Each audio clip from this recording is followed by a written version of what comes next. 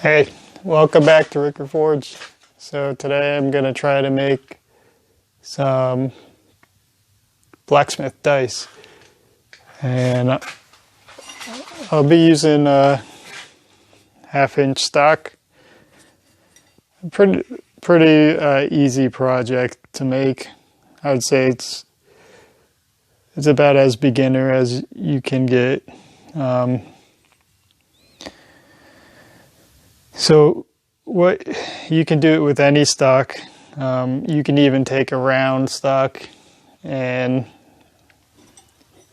heat it up, square it up, and make the dice. I've seen people make all various sizes, all the way up to 2 inches, which is kind of a novelty item. more of a desk paperweight.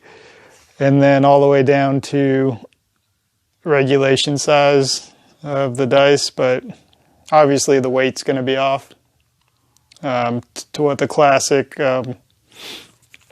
ivory or plastic dice would weigh. So we'll go ahead and dive into it. All right, so go ahead and mark out how much I'm going to cut. So let's see here.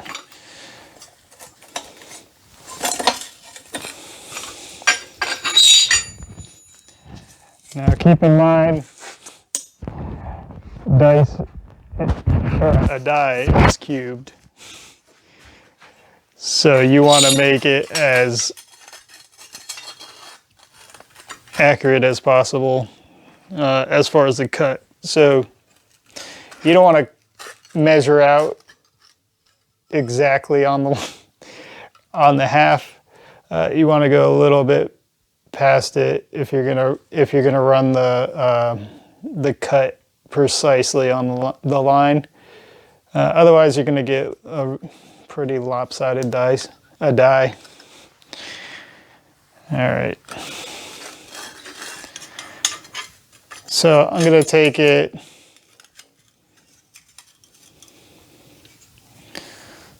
let's see. So I'm just going to take it a smudge further than the half, just slightly. All right. I'm going to make that line true. Okay, so depending on how thick your blade is, if you're using a hacksaw, probably would work the best, hacksaw or actual cutting blade. You can use an angle grinder, but you're going to get a pretty big you're not going to get a crisp edge, I would say, like you would if you're using a blade. All right, so I'm going to do the same thing. I'm going to take into account for the area that's going to get removed by the cut. Mark it out and then make it true.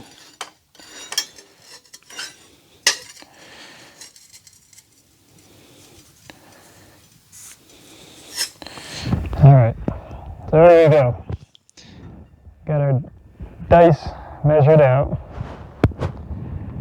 I'll go ahead and get these two cut out, and then we'll be back for the rest.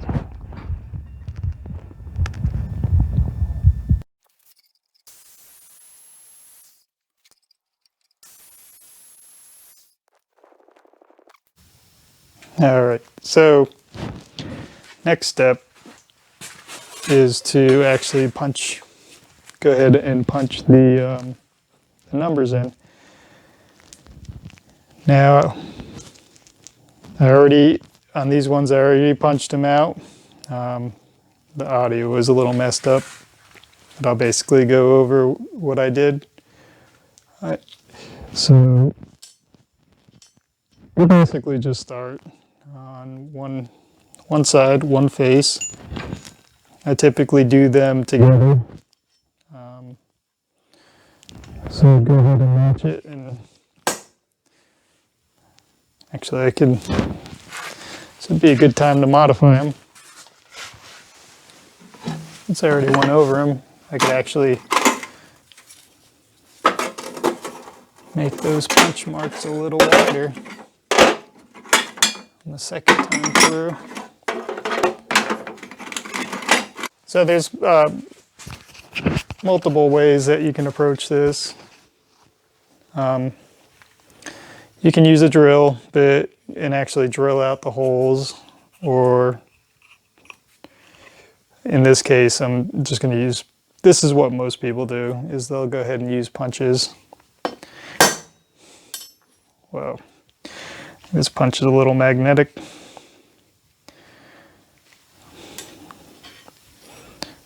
All right, so here we go. Flip it over, do number 2. Now you need steady hands when you do this.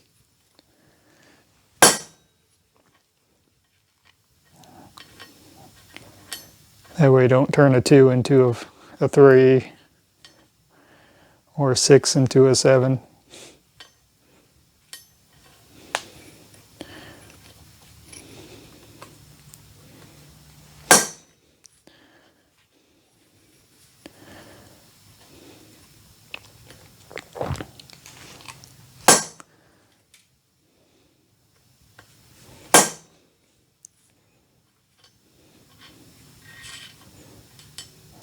And typically, you're not going to be going this fast.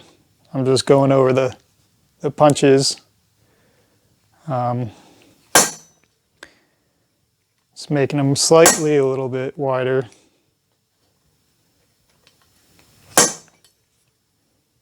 Now, you don't have to do this. This is just for demonstration.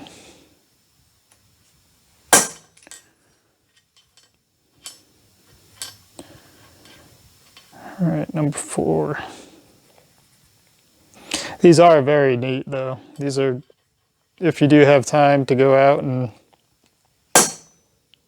you don't even need a forge to make these. These are cold forged items.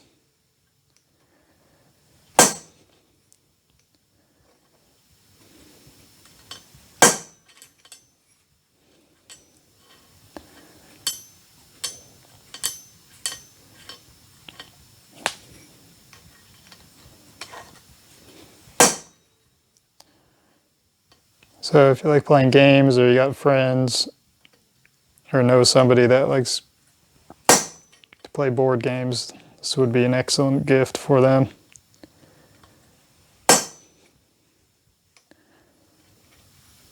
Or even for yourself.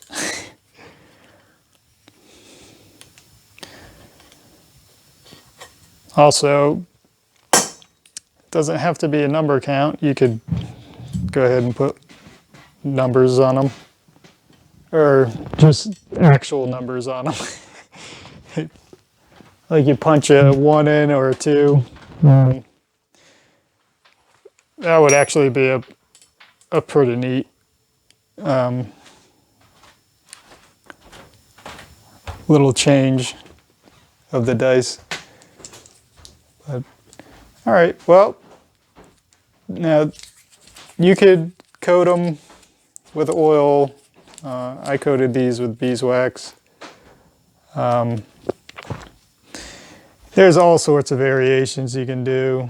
I mean, you can go all the way to make Damascus dice, which would be actually pretty neat looking, but you can also take away stock and do designs into the dice.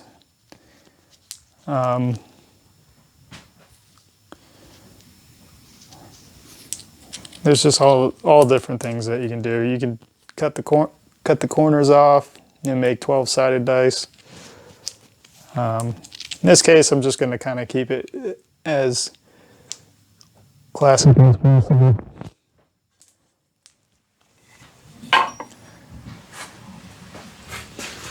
That's all I got for today. It's a neat project, handy to do. So a little something, especially if you know somebody that likes to play board games or